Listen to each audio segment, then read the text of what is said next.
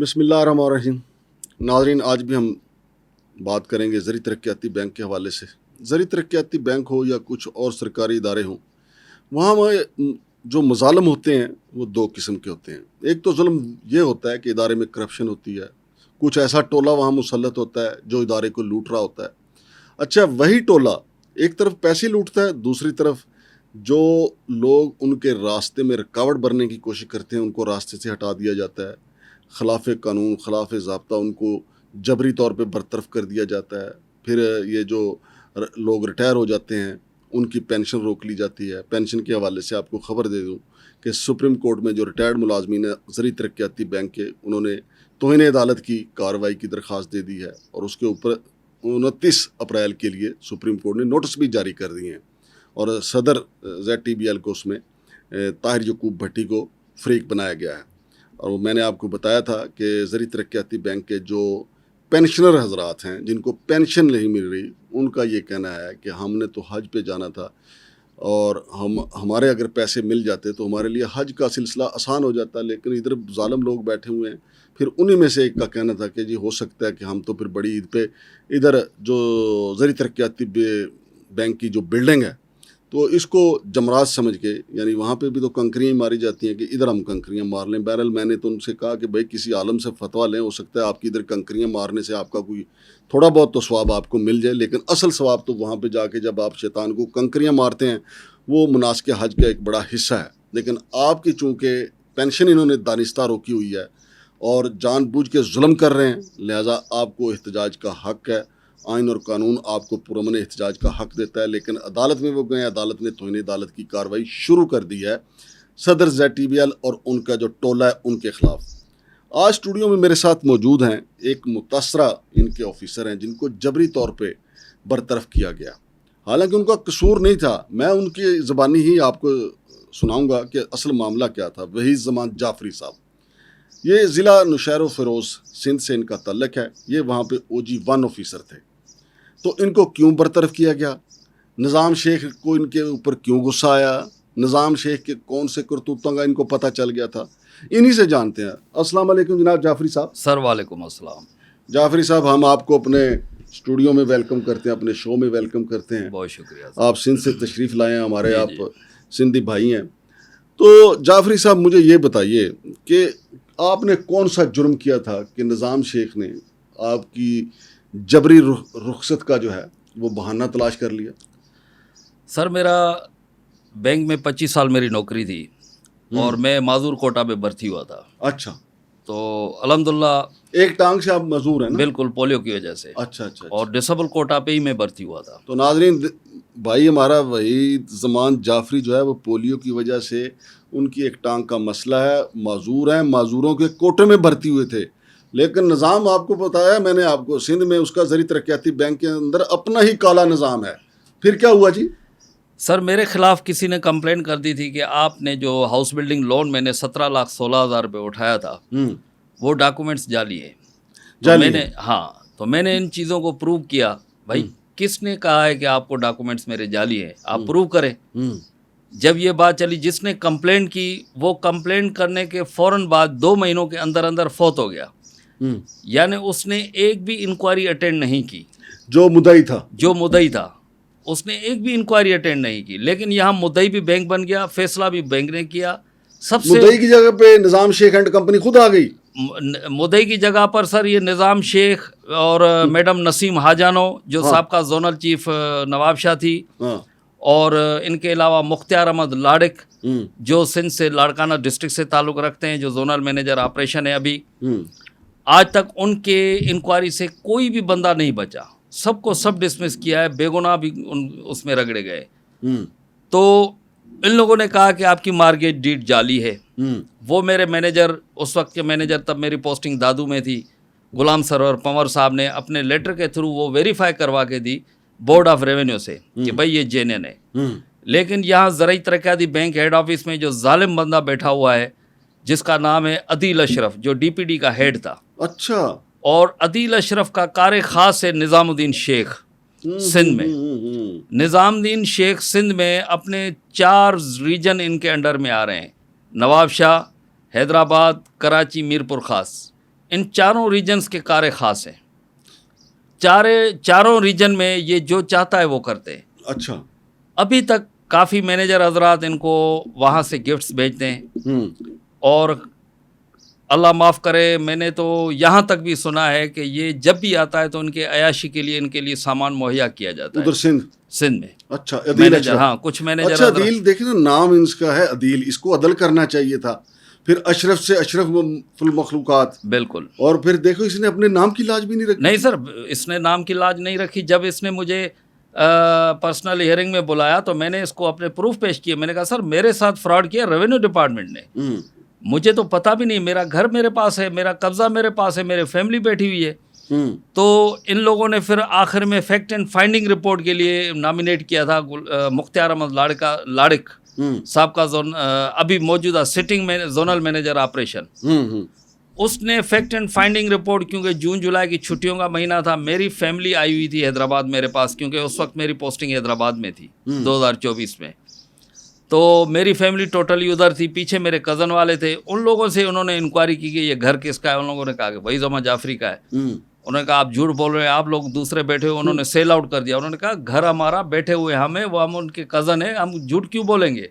किसके कहने पर आप आए हो कि आप हमसे ये इंक्वायरी कर रहे हो। बोला जाफरी ने घर सेल कर दिया। उसने मेरे खिलाफ झूठी रिपोर्ट बना के पेश कर दी, ज़बरदस्ती, क्योंकि अदील अशरफ का कहना था उसको। अभी भी अदील अशरफ का वो कार्य खास है सर, मुख्तियार अहमद लाड़िक। अच्छा। वो अदील अशरफ सिंध में जो भी इंक्वायरी होती है उसी को नॉमिनेट करते हैं कि नुकसान देना है, और मर्जी का रिजल्ट लेना है, मर्जी का रिजल्ट देना है, मर्जी का रिजल्ट। मतलब इनको कोई खौफ नहीं है, कोई खौफ साहब भी देना, कोई भी नहीं। और ये जो मुद्दई था जहाँ से काम शुरू हुआ, जी, मुद्दई का क्या नाम आपने बताया सर? उसका नाम था एडवोकेट अब्दुल गफार मलक। ये एडवोकेट अब्दुल गफार मलक को आपसे क्या रंजिश थी? सर, उसका सूद का कारोबार था। 2020 में उस बंदे से मैंने 5 लाख रुपए लिए थे, जिसकी जगह पर वो मुझसे 9.5 लाख रुपए ले गया। यानी आपने सूद पे उससे पैसा लिया? सूद पे मैंने कारोबार का आगाज़ किया था 2017 में। फिर अब तौबा इस्तगफार भी किया कि नहीं? सर बेशक किया, क्योंकि मैं 7 महीने, ये तो अल्लाह के साथ जंग है सर। उसी बंदे ने 7 महीने मुझे जेल दिलवाई, 7 महीने FIR करवा के मुझको जेल में डलवा दिया। उस मरहूम अब्दुल गफार मलक ने। मैंने उसके आगे कुरान शरीफ रखा कि यार इसके सदके में मेरी 19 महीनों से तनख्वाहें बंद हैं, मुझे तनख्वाहें चालू करने दो, तनख्वाहें खुलवाओ तो मैं आपको पैसे देता हूँ। वो मजीद 9.5 लाख रुपए लेने के बावजूद वो पैसे मजीद मुझसे मांग रहा था। असल पैसे थे उसके ससुर के, जो मुनीर अहमद मलिक थे, और जो खुद बड़े फ्रॉड करके और बैंक से डिसमिस किए गए थे, इसी ज़रिए बैंक से। अच्छा। कोटड़ी ब्रांच हैदराबाद रीजन में वो बतौर कैशियर थे, वो भी OG1 थे। उसने भी वहाँ घपला किया था, जिस पर उसको जबरी बरतरफ किया गया था। पकड़े गए थे केस शार्ट के ज़िम्मे में। ये कब का वाक़या है? ये सर 2019 का वाक़या है। अच्छा, अब मतलब वो घर पे जिंदगी गुजार, अभी घर पे जिंदगी गुजार काफी लंबा हाथ मारा उन्होंने, काफी लंबा हाथ मारा है। वो पहले से शुरू से आदी थे। अच्छा, मुझे ये बताएं, ये मुनीर मलिक साहब पे भी आ जाते हैं, ये जो अब्दुल गफार है, जी, आप कह रहे हैं उसकी डेथ हुई? जी, किसी एक्सीडेंट में डेथ हो गई या बीमार? नहीं सर, उसके लीवर खत्म हो गए थे। ये देखें, ये निज़ाम जो है, ये जो सूद का जो है, बेशक, मैंने सूद खोरों का जो कारोबार करते हैं, जो सूदी का कारोबार, अल्लाह की कसम बहुत बुरा अंजाम। बेशक, नौजवान थे, तकरीबन 38 साल उसकी उम्र थी। लेकिन जब मैं जेल में होता था तो मैं रोता था और अल्लाह से अपनी गलतियों की मैं माफ़ी मांगता था और कहता था कि या अल्लाह मेरा इंसाफ करो। मेरे बच्चे पीछे परेशान थे, घर में खाने के लिए कुछ नहीं था, मेरे बच्चे परेशान थे। इस जालिम ने मुझे 7 महीने जेल में डलवाया। फिर 7 महीने के बाद जब मैं निकला तो इसको मैंने तनख्वाहें रिलीज़ हुई, फिर भी मैंने इसको पैसे दिए। लेकिन उसके बाद भी फिर भी इसने दोबारा मेरे ऊपर FIR करवा दी। फिर एक और FIR एक और करवा दी और मेरे खिलाफ कंप्लेंट फाइल कर दी कि भाई वही तो जमा जाफरी ने जो हाउस बिल्डिंग लोन लिया है, इसके डॉक्यूमेंट्स जाली हैं और इसकी वेरिफिकेशन की जाए। तो जब उसकी वेरिफिकेशन के लिए बैंक ने कंप्लेंट के लिए, इंक्वायरी के लिए नॉमिनेट किया किसी अफसर को, तो उन इंक्वायरी अफसरों ने भी मेरे साथ अच्छा नहीं किया। और जब ये बंदा किसी भी इंक्वायरी में ऑफिस में हाजिर नहीं हुआ था, क्योंकि फ़ौरन बाद उसकी डेथ हो गई, अल्लाह ने उसको पास अपने वासले जन्म कर दिया। ये तो अब अल्लाह को पता है कि क्या हुआ, लेकिन हमारा ये ईमान है कि अल्लाह के साथ जंग करने वाला जो है ना, वो सुखी नहीं रह सकता, सुखी नहीं रह सकता, ना इधर ना उधर। बाकी अब अल्लाह ने क्योंकि अब्दुल गफ़ार उसका नाम था, और फिर जो गफूरुर रहीम है उसने उसके साथ क्या मामला किया उसका तो नहीं हमें पता। अब ये बताएं कि जब ये उसकी डेथ हो गई तो फिर निज़ाम शेख को आपसे क्या ग्रज पैदा हो गया? सर निज़ाम शेख को इस मामले में क्या है कि मैं इतना तंग हुआ था कि मेरी तनख्वाहें बंद थी, फिनंशियली हार्डशिप में था मैं। मैंने अपने मैनेजर उस वक्त थे गुलाम सरवर पंवर साहब दादू में, उनको मैंने अपना रिटायरमेंट की एप्लीकेशन लिख के दे दी कि सर मैं बैंक से रिटायरमेंट लेना चाहता हूँ, मेरी जान छुड़वाएं। तो उसने ये बात बताई इसको अपने जोनल चीफ साहिबा को, जो उस वक्त सिटिंग जोनल चीफ थी मैडम नसीम हाजानो, और उसने ये बात बताई निज़ामुद्दीन शेख को। तो निज़ामुद्दीन शेख ने फ़ोन करके गुलाम सरवर पंवर को कहा कि तुम्हें इससे एप्लीकेशन रिटायरमेंट की ले लेनी थी, भेज दो मेरी तरफ, इस बंदे को हम अपने बैंक में नहीं रहने देंगे। वजह? तो उन्होंने कहा कि सर बात यह है कि वो डिसेबल पर्सन है, वो बेचारा क्राइसिस में है, और मैं उनके बच्चों पर ये जुल्म नहीं करूंगा। मैंने उनको एप्लीकेशन उसी वक्त फाड़ के वापस ये किसने कहा? ये गुलाम सरवर पंवर उस वक्त के मैनेजर ने। अच्छा। यानी उसने एक मेरे साथ नेकी की, सही कि जज्बाती मत बनो, तेरे बच्चों की रोजी रोटी है, तेरी नहीं है। हाँ। लेकिन निज़ामुद्दीन शेख की किसी के साथ नहीं बनती सर। अच्छा। नहीं, मैंने सुना है कि जो उसको टमाटर की पेटियां दे, आमों की पेटियां दे, मछलियां दे, बकरे का गोश्त दे, जी और फ्रूट वाफर मिकदार में उसको पहुंचाए, जी मैंने सुना है कि उसके उनके साथ उसकी बड़ी बनती। बिल्कुल है सर।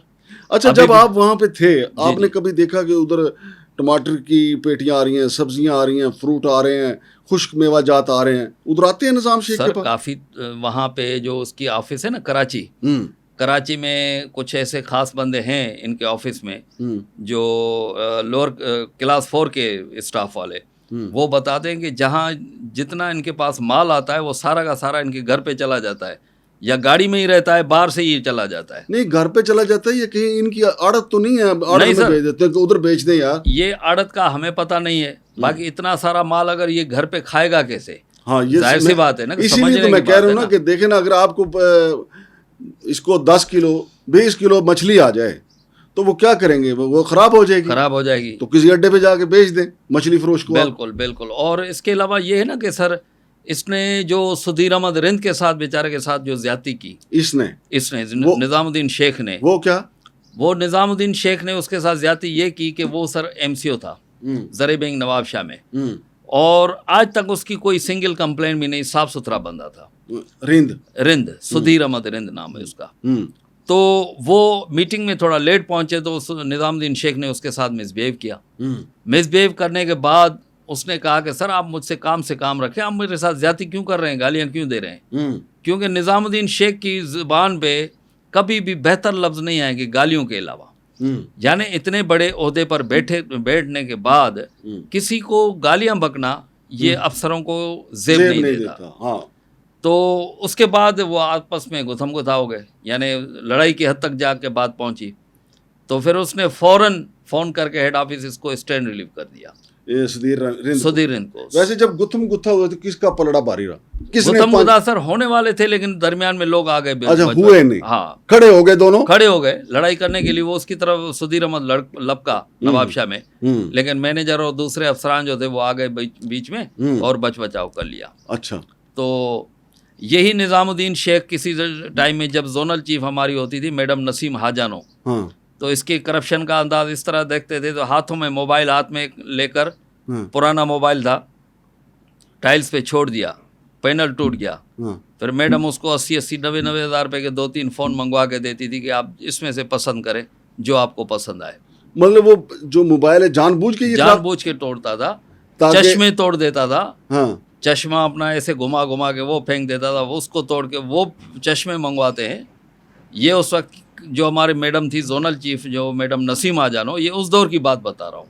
नाज़रीन, इंकशाफात का सिलसिला जारी है और इस्लामाबाद में ज़ालाबारी भी शुरू हो चुकी है।